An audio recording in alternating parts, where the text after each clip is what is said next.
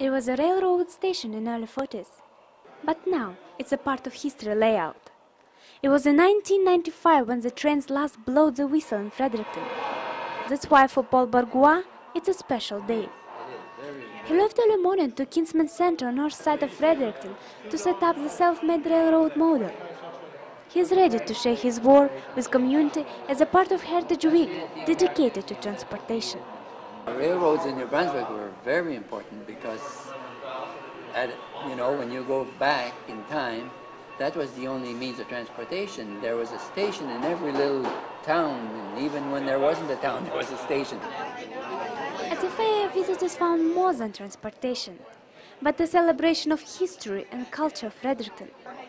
This year, Fredericton is 225 years old. This is only third year of Northside Heritage Day held as a part of New Brunswick Heritage Week. But the number of people gathered today shows that the community is interested in their history and heritage. For Mark Milner, professor of War and Society Study at UNB, it's time to connect with community and let them tell the story of today. The Greg Center at UNB runs a project called the New Brunswick Military Heritage Project, which deals with the local military history of the province of New Brunswick. And so we've published a series of books. So far we're up to 12.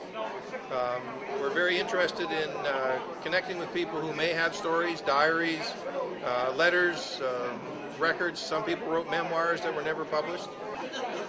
When you think home, it's a trail you remember. It's the sound of river you hear. It might be the bridge you cross going school.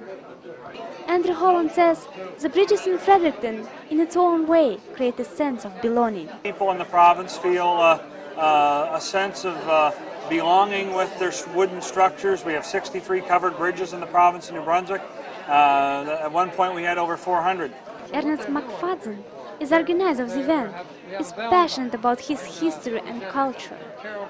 History has a habit of repeating itself.